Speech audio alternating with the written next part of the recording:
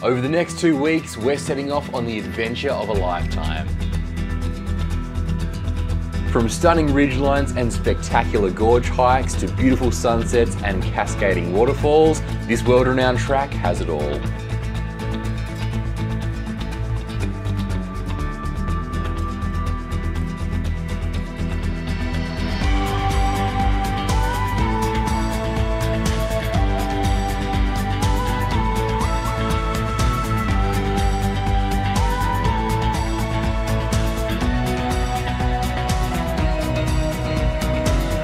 Welcome to the Gibb River Road. We are both so excited to finally do a trip that's been on both of our lists for a long time. Yes. So we're going to be spending 2 weeks on the Gibb River Road in West Australia, tackling it from west to like East. northeast, kind of going up in that direction. Heading west to east. Yeah. So yeah, I've just driven up from Perth. Bianca's taken a slightly different mode of transport. I actually flew up to Broome, so Daniel left a few days before me, and then I jetted up and overtook him at the last second and landed in Broome, and he picked me up at the airport. Actually timed it perfectly. Yeah. He drove under my plane as it was landing on the airport strip. To everyone's amazement, I managed to make my way unsupervised from Perth to Broome. So yes, with 50 million navigational actually I helpers. won't take full credit. We're now running a HEMA HX2 navigator, which definitely got me from where I was to where I wanted to be. And Google Maps and everything else in between. So. Yeah. But no, we're really excited. This is all thanks to Daniel opening his mouth and saying, yeah, we're doing Gibb River Road at the Perth 4 Drive Show last year. It's always been on our list though, and we are not doing it alone. We actually have my brother and his family, so he's got his wife and 2 kids who are joining us as well, and they are in their own car with a camper trailer. So yeah, so some of you might recognise Ben from previous episodes on the channel, from our Year Up trip down south, and also his big rundown of his patrol. He's not in his patrol for this trip. No. He's in his family touring car for this, which is the Ford Ranger. Yep, so it should be a great trip. We're really excited. Yeah, so we're just about to leave the bitumen and get on the dirt road, which will really mark the true start of this adventure.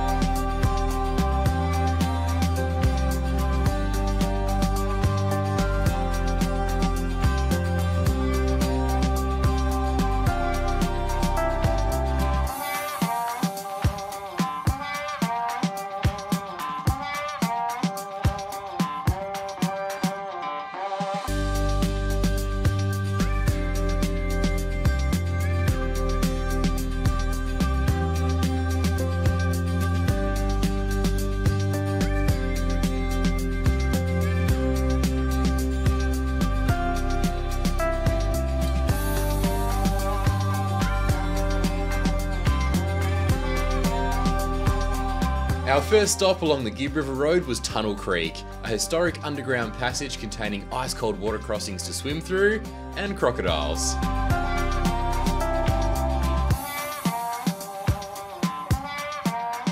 So we are making our way down into the actual Tunnel Creek cave area. We have our headlights at the ready, because apparently it's quite dark in here. I can't walk and talk because otherwise I'm going to fall over. It's very rocky here. I have my massive torch on my head. I know, we've got new headlamps. Like, I went for the nice small, you know, just reasonably sized one, and Bianca's like, I want the brightest one known to man.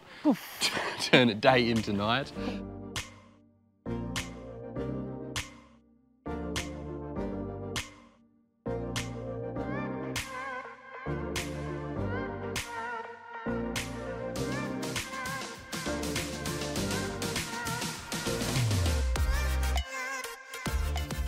This area here is apparently quite infested with crocodiles. So just little baby ones that shouldn't hurt you too much. So we'll be potentially wading through water down there where it gets nice and dark.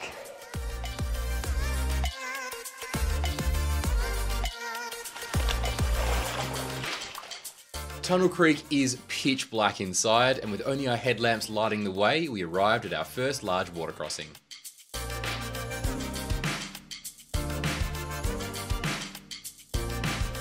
After some discussion, it was somehow decided that I should be the one to find us a path across the icy, black, croc-infested water, and after testing a few paths, it became pretty clear that the only way through was to swim.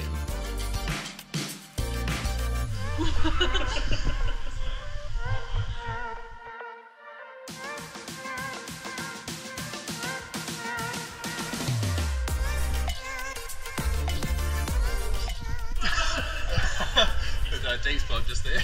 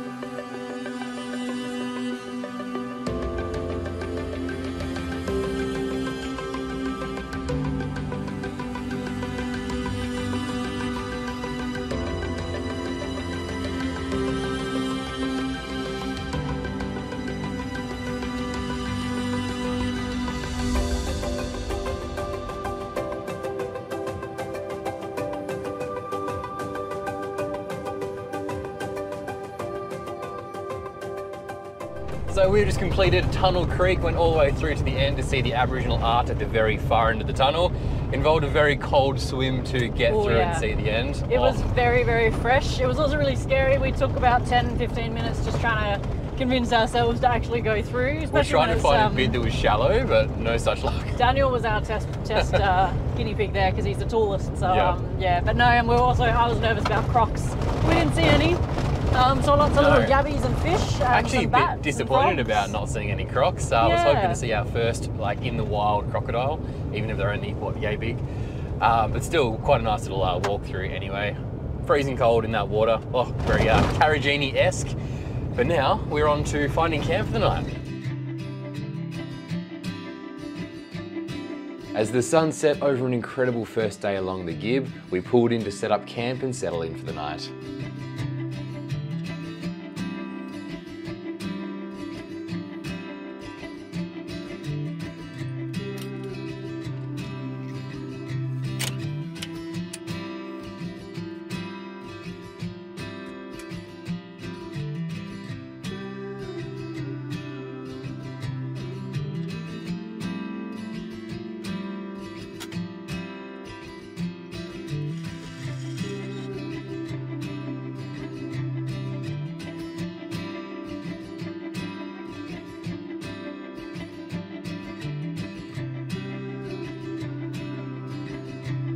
After setting up camp, I got a quick lesson on Australian Sign Language from my niece Charlie, and then Daniel whipped us up some delicious burgers for dinner.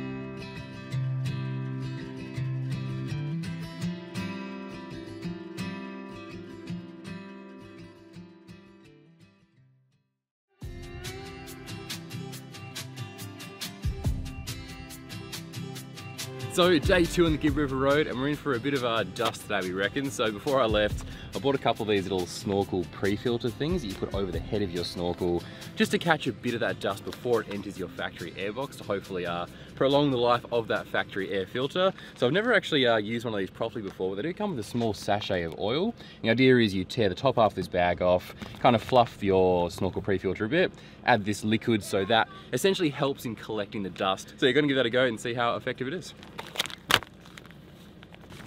Actually just try and get that over the face part of that snorkel head. Try and scrunch that around to get that nice and coated in that oily film. The head of the snorkel. Perfect fit. There we go, so all that air with all the dust particles passing through should get picked up by this before getting to my factory air filter. Happy days. And if you're wondering why it's a little quieter this morning on the filming front, it is because I have woken up with the most horrendous cold or flu thing. So I feel like absolute... This is what she was worried about. So it was my worst fear to like get sick when we're on a big trip, and then we got back from Tunnel Creek and I was like, oh, my throat feels a bit sore. And then yeah, nah, I'm wearing a jumper, although it's like hotter than 30 degrees and Bianca's sitting in the car, which is in the sun, in a jumper like shivering. And Daniel's jumper over my legs. I was really cold, but I'm starting to warm up now. I think my Panadol and drugs are kicking in, so we'll tough it out. So just dropping our tyre pressures down to make it a bit more comfortable for us on the track, but also just to take care of the track as well. So I'm using my little deflators again, but I normally have these set to 15, so I'm just adjusting them to mid-20s. So right now, yeah, they're set to 15 PSI. So all I'm doing is just unloosening that top there. These don't have an adjustment for the pressure I want, but I can go down to 20, which is there.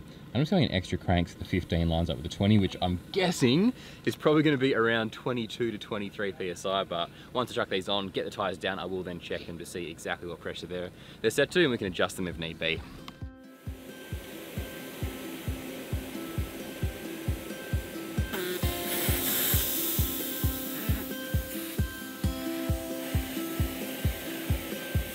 What are you guys going to? I'm probably just over 20 on the back, maybe a little lighter on the front.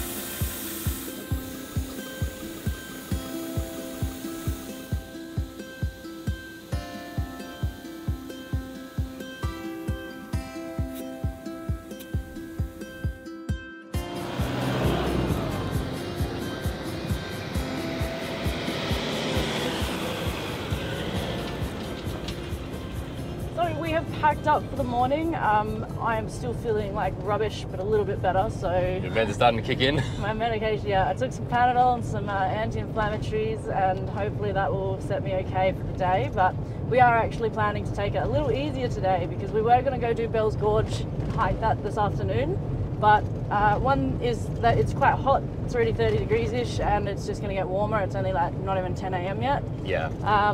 And so it's just a bit nicer if you go in the morning. And the second one is obviously that I feel really crap, and we want to give me the chance to be able to go. Bianca a bit of a rest day. That's the lucky thing with having quite a long amount of time. We're actually on the track for a couple of weeks. We do have a little bit of wiggle room to be able to adjust and change our plans around to suit the situation. So we're heading back to rejoin that main track and enjoying a much smoother ride today now that our tyre pressures have been dropped down. We're running 24 in the rear, 22 in the front. See how that goes, see if that's a nice pressure to kind of coast over some of these corrugations. Not that we've experienced much yet, but I'm sure on the main Gibb we'll definitely find those corrugations soon enough. Yeah, I reckon they must have graded these roads pretty recently because they aren't quite smooth. As I say that, we go over some bumps, but like, you know, it's hard rocky ground, it's going to be bumpy.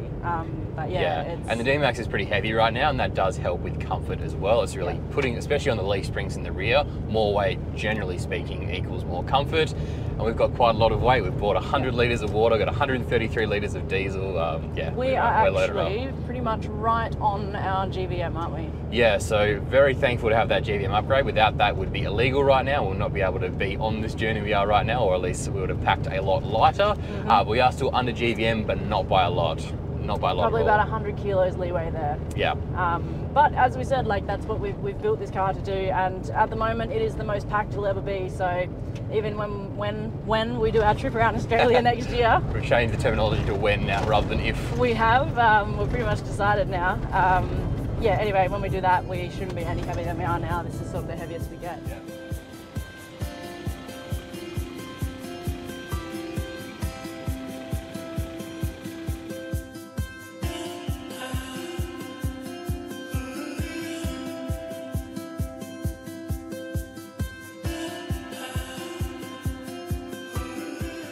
We've arrived at the police station historical site here on almost the Gibb.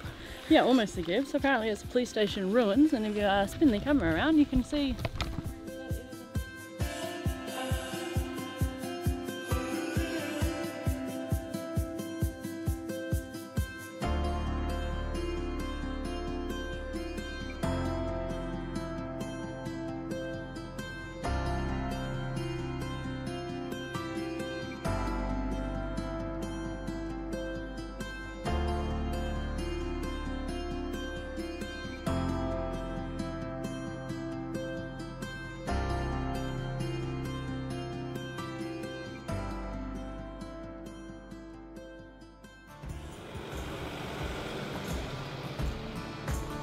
After checking out the police station ruins, we were back on the road, making our way east along the Gibb.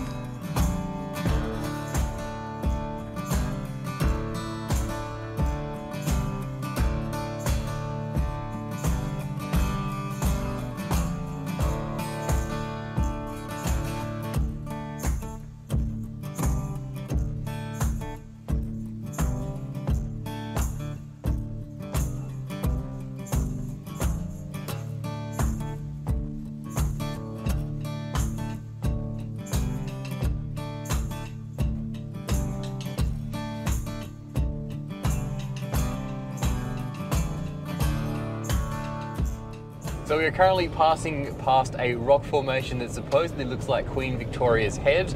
I can definitely see the nose. It's a very elongated nose. Yeah, I can definitely see it as a queen. Yep. Or like as a face, sorry. There's even signs that point it out as Queen Victoria's head as well. So it's it's a well-known attraction.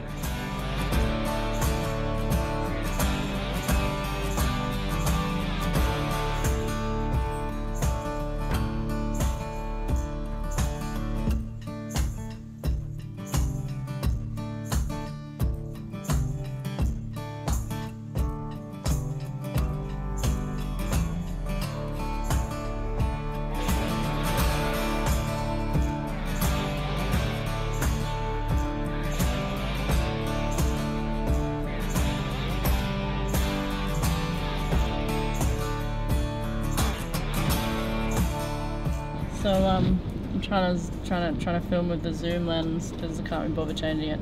I'm literally sitting in an air-conditioned car while Daniel makes me some lunch because I feel like crap. Look at this boy. Huh? One of these. Look at that. Not bad. I'm a bit spoiled.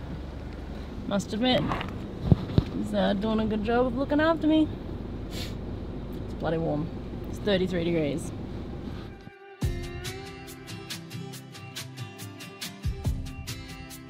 On our way to find camp for the night, we stopped in to check out one of the many lookouts along the Gibb that provide a pretty spectacular view.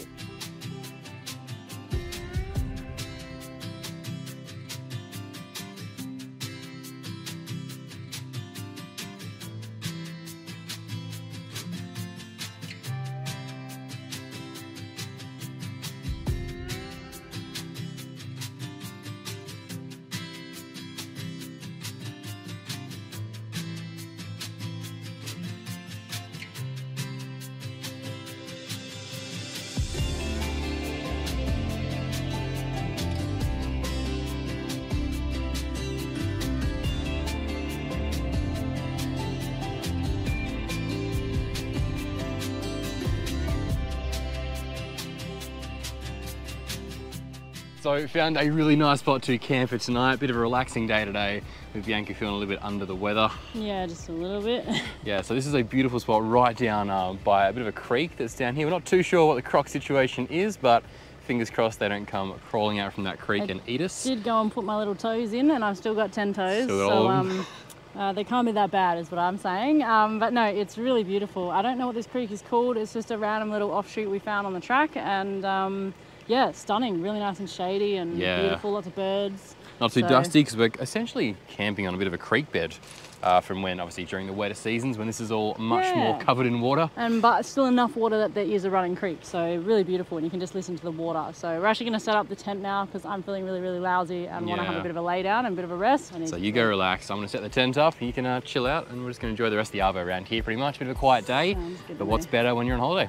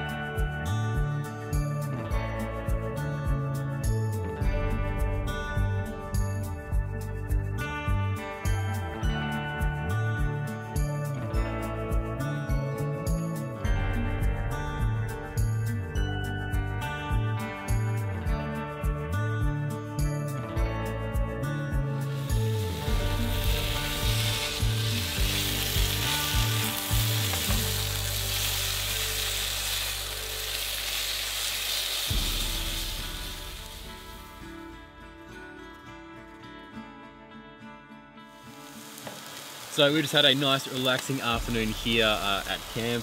Thing's been having a bit of a downtime to hopefully recover from her cold. Yeah. And now I had a nice little nap in the tent. I read my book for a little bit and then just slept. I am definitely feeling a bit worse for wear this afternoon. Yeah. So just got a bit of dinner on the go now, keeping things nice and simple. Got some very thinly sliced potato in the frying pan and some steaks just looking really nice. So gonna munch down this dinner. I'm gonna have a shower. Bianca's already had a shower on the other side. Quite a luxury to be in the middle of the bush having a shower, and then makes a difference though. Yeah, and then probably head to bed after that. Yep.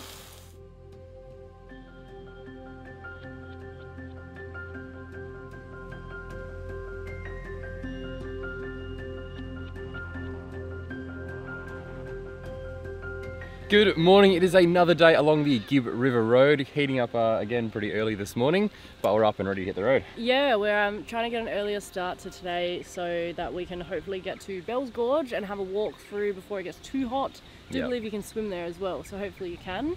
As you can hear by my voice, I'm definitely progressing through my cold, but I'm not feeling as lousy this morning as what I did yesterday morning, so thank God for that. I'm also trying not to like breathe on Daniel too much. Yeah, so touch wood, I haven't gotten sick yet, but we'll see how I feel like he's goes. guaranteed to get it though. You know, it's that classic cold. I'm sniffly and congested and sneezing and coughing, so yeah. It's just another beautiful day. It's honestly so stunning up here. Absolutely. And last night got cool. Not cold, but cool, didn't it? Yeah. It's nice.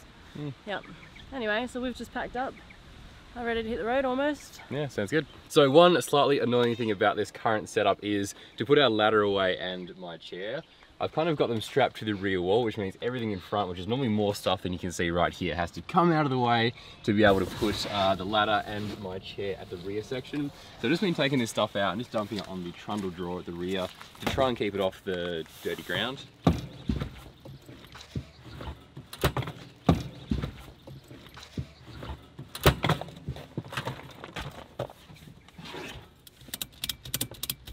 So I realised the day before we left that if we just dump everything straight down on this platform and hit the corrugations that the Gibb is known for, chances are all this stuff will be mixing around and smashing down on these drawers. So a bit of a solution we came up with was to buy these little, I don't know what you call them, like little mounting channels that bolt to those false walls at the rear.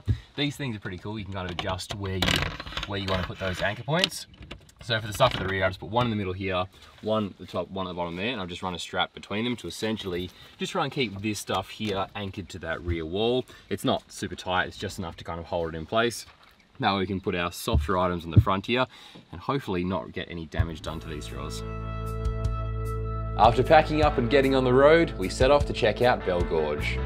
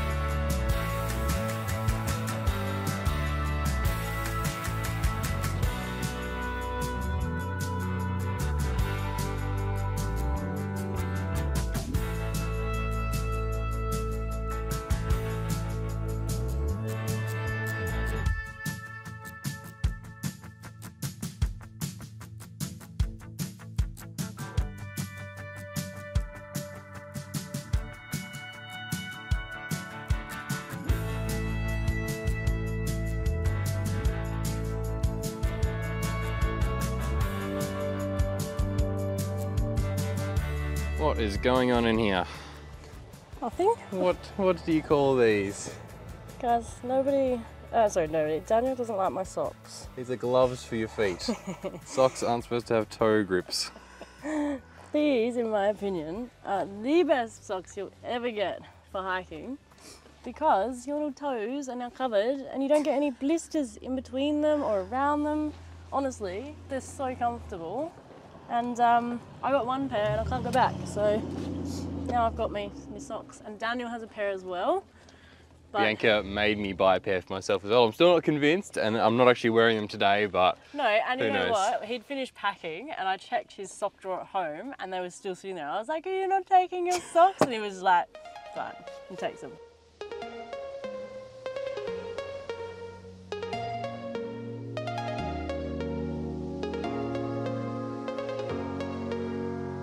The hike down to the bottom of Bell Gorge is roughly 2 k's and is classified as class 4.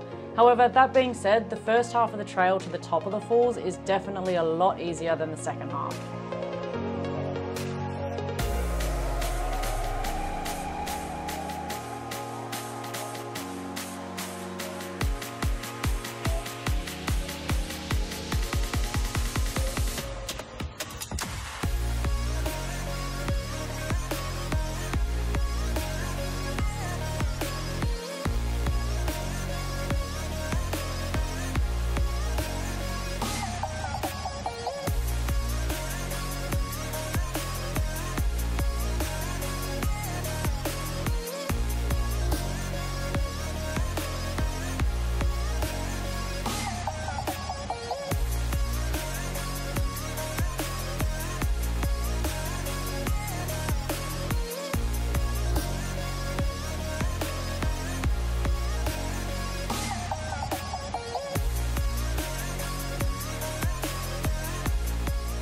So this is Bell's Gorge. We've made our way down a roughly 1 kilometre, very rocky hike to get up here, but what a fantastic spot. Yeah, it's amazing. It was supposedly about 1 kilometre, but it did feel a little bit longer, but pretty cruisy, just on rocky terrain. And yeah, so you can swim up this top section just here, which is the first section you see when you walk in, or what we're about to do is do a bit of a hike around the back of this rock section behind us, and actually takes us down to the lower pool areas for a bit of a swim down there. So I reckon that's the next on our list, is to make our way across that hill and down to the water.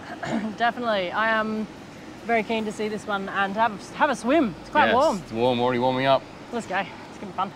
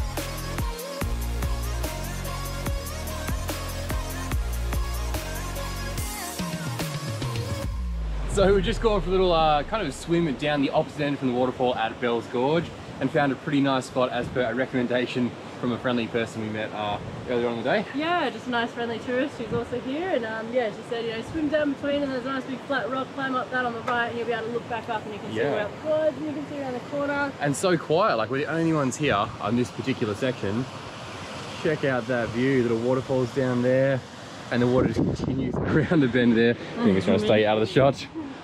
Yeah, so really, really nice. So yeah, we're just gonna hang around here for a while, head back, go buy to eat from our backpacks before starting the big journey back to the cars. Yeah, I'm definitely starting to feel really pooped, and I stupidly didn't bring my Panadol down with me, so that's worn off now, and I'm gonna be in for a world of pain for the next hour, I think. So I'll be speeding it to get back to the car. But she's done well getting down and doing what she's done today. Yeah, I'm definitely yeah.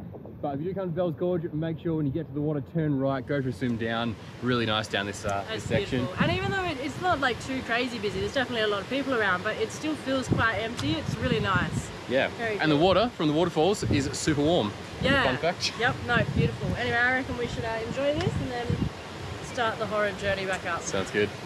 So just super quick, we're about to set off to leave for our next stop, and Bianca just pointed out how much cooler the canopy feels than what we were used to with the previous one. I was literally just saying, Daniel was like, wow, it's 37 degrees outside at the moment and it is warm, like it's hot, we just walked in this, and I was like, man, I'm so glad you insulated this canopy, because otherwise, like, the old canopy would have gotten Yeah, so much scorching hotter. hot inside. So we just checked the little temperature because they've got this little reader inside that measures the fridge temperature, and it tells us currently inside the canopy it is 31.4 degrees while it's about 37 outside. So and it means the car's been parked here for like 3 hours now. So. Yeah, in like the direct sunlight, like there's not a cloud in the sky. It's a bright sunny day. Yep. So yeah, pretty good results. With a running fridge as well. So like, yeah, we're just impressed. And I was like, it's definitely making a difference. So 100%. I was a bit skeptical. I mean, it's bound to work, but I was a bit skeptical like, oh, how much will it work? But that's really impressive. Yeah, and there's probably better products on the market you can use to insulate your canopy. Like this is definitely on the thinner side, but yeah, those results kind of speak for themselves really. And even like more than just reading that temperature on the gauge, you can kind of just feel on a day-to-day basis that it's not getting that hot inside.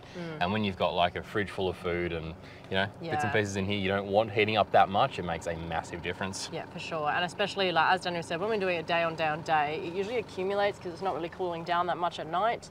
Last night was a little cooler, but not enough, not long enough for the canopy to cool down. So normally you'd get hotter and hotter and hotter, but this is maintaining, so it's good. Happy days.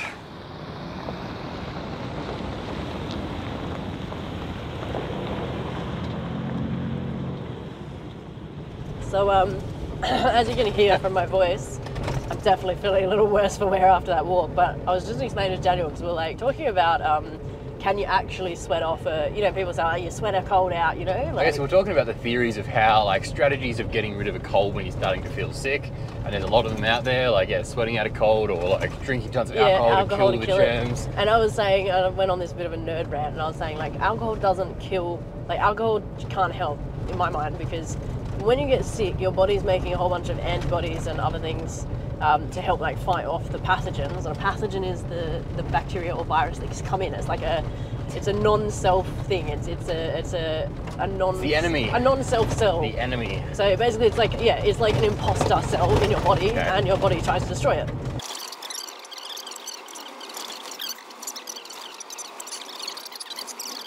So when it comes down to it, if you feel sick, have a beer. No, alcohol's not going to help. With Bianca's lesson over, we set off to find camp tonight.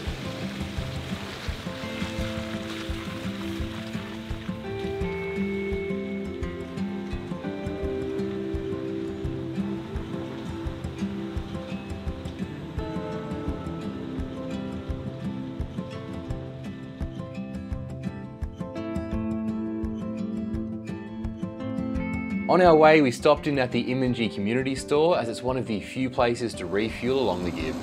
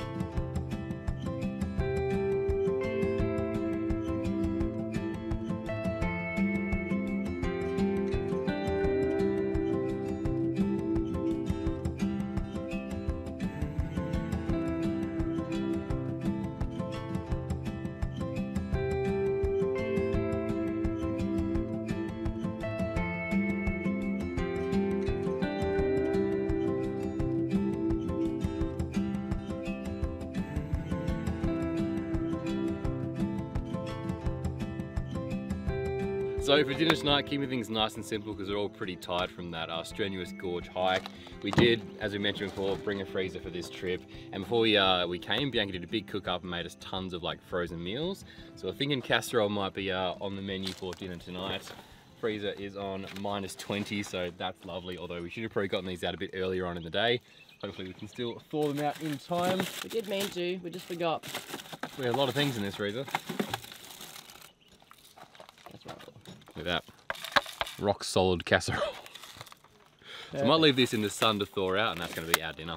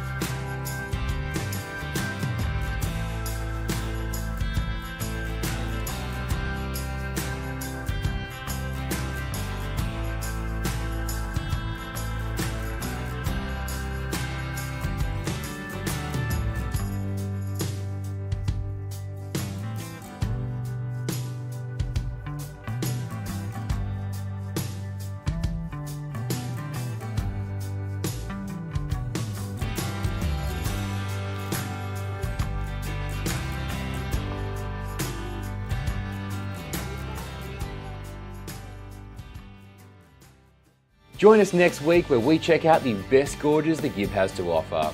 Bianca takes the reins of the D-Max to four drive our way to Adcock Gorge. We cool off at the spectacular Galvin's Gorge and brave an icy cold water crossing to see Manning Gorge at sunrise.